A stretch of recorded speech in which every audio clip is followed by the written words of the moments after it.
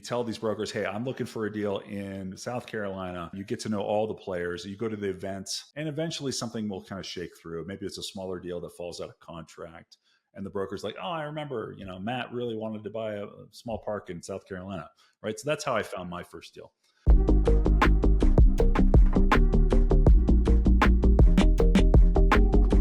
Brad, thank you for joining me on our Thought Leader Spotlight series. I'm your host over here, Matt Camp, head of partnerships at DealMachine. And on these, we really try to shine a spotlight on industry experts like yourself, hear your inspiring stories, and see how you see the real estate world evolving. So today, really excited to welcome on Brad Johnson. I know you are the co-founder and CIO of Vintage Capital, focused on really mobile home park investing. So we'll dig into that world here today. You have over 20 years of experience in the investing world. You've closed over $3.3 billion in commercial real estate. So Brad, welcome on. Appreciate you taking the time out. This is going to be fun. Yeah, can you tell us more? I mean, I gave a little bit of background with your bio, but I'd love to hear more about your personal journey and how you got into real estate to start with. Yeah, I started just as a entrepreneur. I had a little startup with me and my buddies, and it was in the shipping industry, and it really relied on FedEx and UPS and their kind graces. And I was convinced that one day they would just say, hey, we're no longer working with your company, and that our little business would blow up. And so I was like, what are we going to do with the cash flow we're making to diversify? Which is a very naive 5-year-old's way of thinking about business strategy. But we decided, okay, well, let's buy some real estate, and we can park some money in Austin and Nashville and Phoenix and like areas of the country that we wanted to go visit as 25-year-olds and have a good time. And so that was the overarching strategy. And we started doing that and had some success. And I just kind of started falling in love with real estate and realized that I enjoyed it more than the shipping industry. And so I sold my portion of the company to my partners, and then started working in an institutional capacity for larger real estate firms in San Francisco. Learned, working on multifamily deals as an analyst, large commercial office buildings, industrial, so all the food groups. And then, eventually went on, got my MBA, came back, worked in investment banking, and decided that, hey, you know what? I kind of like my roots of being an entrepreneur. And I feel like most real estate people eventually want to go out and own their own assets, even if they work for a large company. Mm-hmm. And so I decided when I had my first kid, living in San Francisco and working insane banking hours, that I needed to do it then, or I might never do it again. And so branched off and started my own real estate firm focusing on mobile home parks. And the reason I selected that goofy niche was because I had seen in the documents that we were doing on these loan transactions for these large loan pools that mobile home parks had higher cash flow and lower default rates. So higher cash, lower risk usually doesn't go together. And so I thought, well, there's something here. And I ended up partnering with somebody that had operational experience, and I was the acquisition finance guy, and that combo was good. And we scaled to 2,300 pads and sold that first portfolio in around COVID. And then have been still investing in the space ever since. But that was kind of the first entry into the space of mobile home park investing. Nice. One thing I find interesting there too of your story like that is we definitely have a fair number of people who, they've been thinking about real estate forever. They're like, man, when should I make the jump? How do I make that transition? Right. Maybe they have a full-time job that could even be well paying like what you had. And we're like, man, I need to make that jump. Like, do you have any advice for people or encouragement even to make the transition? Yeah. So I probably took a year of just studying mobile home parks before I finally took a leap in, and I had heard about it 10 years prior. So really I was slow. I kind of knew I wanted to do it forever, but like the catalyst was really seeing that data that I just talked about. But you never feel fully ready. Like, honestly, I remember before I bought my first mobile home park, I was convinced like the first day after close, the tenants would all commit, like a mutiny. Nobody would send in their rent check. All the systems would explode because I had no idea what I was looking at from a utility standpoint. So you're never like really ready, but you're also never going to learn until you actually do it, because the theory is one thing, right? The theory of mobile home parks is beautiful. right? It's like the tenant owns the home, you own the land. There's very low turnover. There's very low ongoing capital after you fix the property up. But the reality of like getting in the weeds and figuring out what it actually is, you're never going to Mhm. know until you do it. And so I think for people that are, kind of hesitant and maybe they have a full-time job, it's pretty easy to buy, one-off property. People who buy like a great asset every year and just do that over 5 years until they have a little bit of scale, like that's a good way. I see that all the time. And sometimes you just have to run that by, your employer if you work in real estate. But generally speaking, you're probably not going to target the same type of investments when you're starting out as the large company that you work for, right? It's like, Mhm. oh yeah, sure, go buy that random mobile home park. We're focused on $100 million apartment buildings. So that's my advice: is that it's always going to feel scary when you do it, and you're never going to really know until you jump in. Yeah, I've definitely found that to be true as well.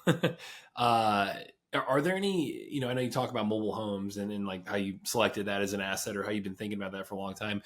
Um, Now that you're in it, you've experienced that. What do you think are the biggest misconceptions about that space and like Yeah. people considering mobile homes as an investment? Like, I'd love to hear your advice there. Yeah, mobile home parks certainly have a stigma to it, right? And that is part of the opportunity, is that not everybody is jonesing to jump into the space and be a mobile home park investor.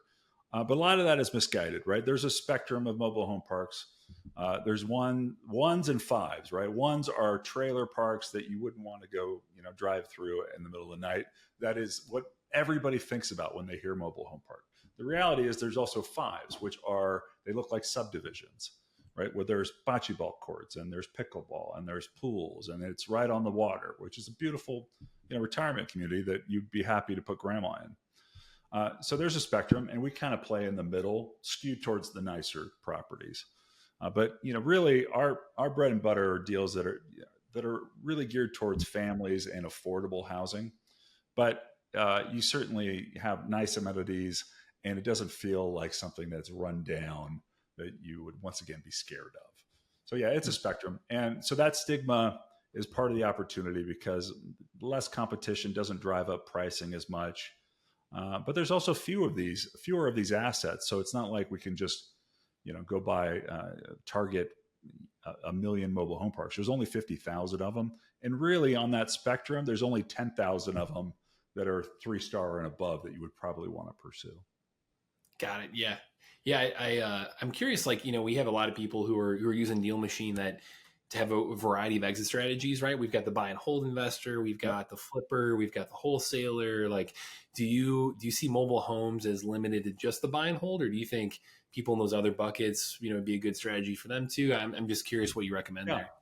So we do both. My favorite of the two strategies is evergreen holds. Just buy it, refinance it in 5 years and enjoy the cash flow. Because these things they generate a ton of depreciation benefits too.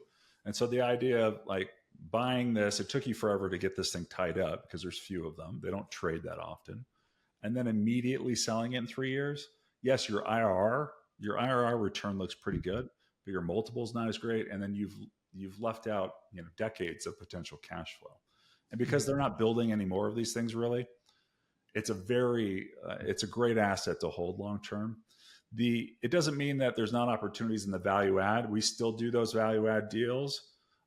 Those tend to require more upfront capital to fix up, right? There's something wrong with the property. Maybe the mom and pop owner haven't reinvested back into the property for decades. They've just been kind of collecting the cash. Most of these parks, they need some love, right? So if you're coming in with a giant value add plan, oftentimes you need to then sell it or realize some sort of capital event Mhm. near term. And so those are better for value add plays, maybe 3 to 5 year holds. And also if you're a newer general partner, right, it's oftentimes you haven't bridged that gap where you've made enough money, because when you're running a property management business and asset management business in the beginning, there's oftentimes not enough cash flow coming in just to build out the team. So Mhm. in this space, I see a lot of operators that'll come in, and when they're younger and they're getting started, they're going to need those 3 year holds and sell, and then take that money, then buy some other deals, invest in the team, But they almost all end up in the category of like, why would I ever sell this thing? Right? I found this great park in Montana. There's very few of them. Why would I want to just get a quick win when I could give this thing to my grandkids someday and they get it at a stepped up basis? I never have to pay depreciation recapture. So, anyways, that's my diatribe on. I do think that these are better assets for longer term holds, but Makes the sense. value add play works as well. Yeah, for those longer term holds, can you give us maybe a little bit of a crash course on how to evaluate those deals and kind of underwrite those deals? Because Yeah. I'd love to hear your lessons learned there. Yeah. So I think of those as more of a like a core plus type of return, because the math on these investments is if you hold something longer than 10 years, very tough to get a 20 type of IRR, even high teens IRR, right? If you're thinking you're going to hold this thing for 20 years, you need to level set your expectations to no, this is going to be more like a 12, 13 type of return, because I'm holding that forever. And if you just see the math on how that works, especially after year 20, it's insane, right? So you need to level set, hey, maybe, yeah, the first 5 years, the returns are going to be higher, especially when we get that cash back from a refinance. But if I want to hold this thing long term, right, you just need to be more comfortable with something that looks like a 12, 13% return. Because once you do the value add plan, right, you get the lot rents to market, maybe you infill some of the vacancy, there's not much left to do, right? You're kind of babysitting the asset at that point. So yes, maybe the optimal solution would for that capital would be to sell it and then go try to do that again. But once again, these are finite. There's very few of these things. So that works better, I think, in apartment buildings, because there's always another apartment deal that you can do and you can recycle that capital pretty quickly. It's harder to recycle capital in our space. So you need to tweak a little bit your mindset of, hey, I'm doing this for cash flow long term. That is extremely reliable. That looks like a bond type of cash flow payment. And once again, that total return in the low teens is how people need to reset their mindset for long term holds. Got it. Okay. Do you once you've kind of gotten into this space, I know you said you're not acquiring a ton of these or there's not as many transactions in this world as there would be in like a multifamily or certainly single family, but for kind of that scaling investor as well, like we've got people watching that are newbies all the way through to scaling. Are there any kind of systems in place that you think, hey, you got to have this foundation built before you go out there and scale past your first mobile home park? Like, I'd love to hear your lessons learned as you've kind of scaled the strategy. Yeah. So when you're starting out, generally speaking, the fastest way to do deals is probably trying to work with the brokers and building up your reputation in one specific part of the country. Hmm. And you're trying to like, hey, you tell these brokers, hey, I'm looking for a deal in South Carolina, and you just you get to know all the players. You go to the events, right, the industry events in that part of the country, and eventually something will kind of shake through. Maybe it's a smaller deal that falls out of contract, and the broker's like, oh, I remember, Matt really wanted to buy a small park in South Carolina, right? So that's how I found my first deal.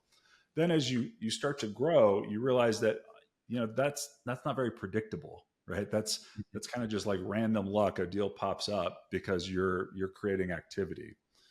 So what you end up wanting to have to do is have a reliable acquisition strategy, right? And so guys or girls will do mailers. A lot of them will do cold calling campaigns. They'll do literally they'll do email campaigns where somebody's getting an email every month.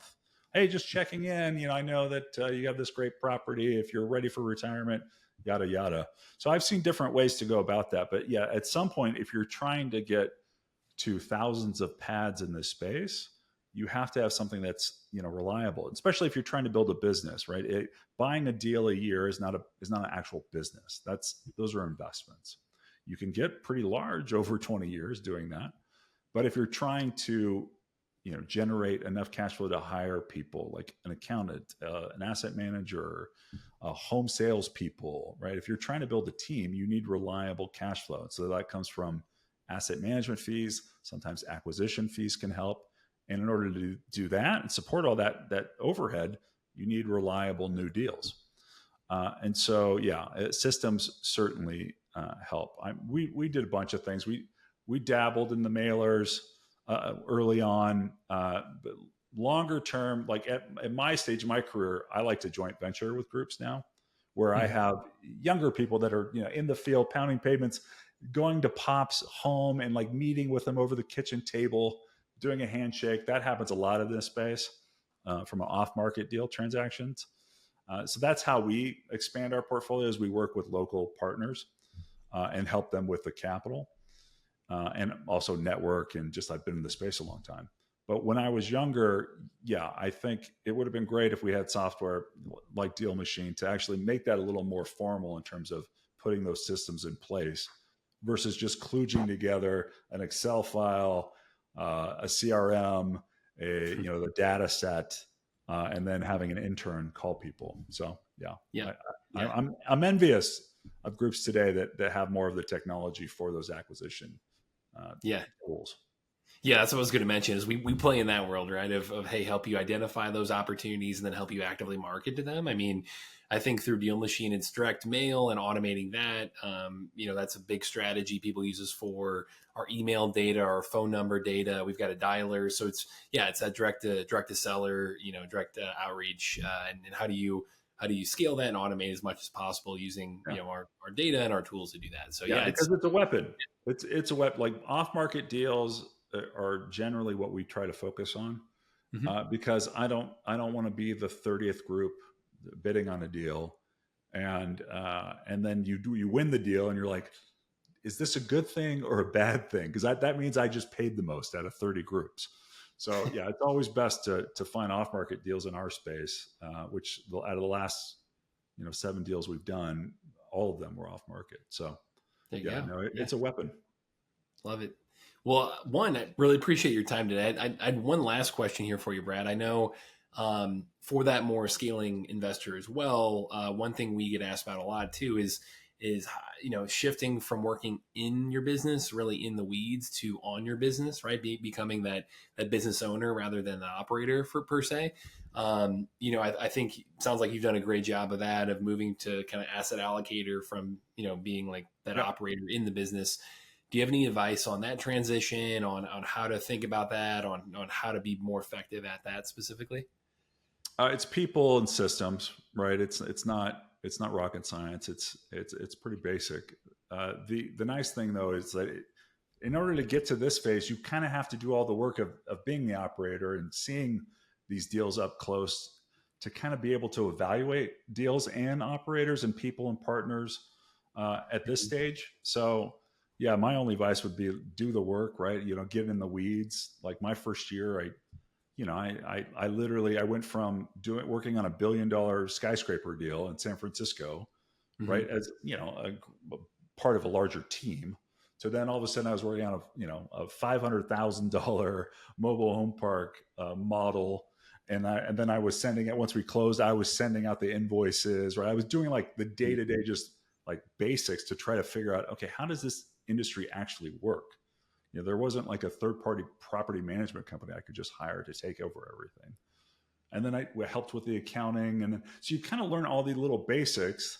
Mm-hmm. And then you realize that, okay, who can I hire then to take over that part? And they're going to be better at that than I ever was. But at least I know what they're talking about because I did it day one, Yeah, right? in there. Yeah. So yeah, and so when somebody tries to blow smoke about like, oh yeah, I got this deck and I love the thesis of mobile home park industry, and it's me and my buddy, and we're going to buy this property from California we're going to go to Minnesota, and all these great things are going to happen. And I'm like, I can ask very detailed questions like, well, how are you actually going to pull that off? Like, Mm-hmm. and you can't fake me, right? You won't be Yeah. able to convince me that you're going to buy a park that has a bunch of hair on it from 2,000 miles away, that you're going to be there every day, because I know you're not, right? So anyways, yeah, I Yeah. think you have to learn by doing. Yeah, that's great perspective, and I appreciate you kind of just opening our audience's eyes to even other continual or other alternative assets, I guess, outside of just the single family space as well. So, Yeah, of yeah, course. yeah, appreciate you coming on. How can people connect with you, Brad? Like, I'd love for our community to get involved with you if they Yeah. can. Yeah. So vintage-funds.com. I'm a big believer in educating in the space because we need more quality operators that can improve these properties.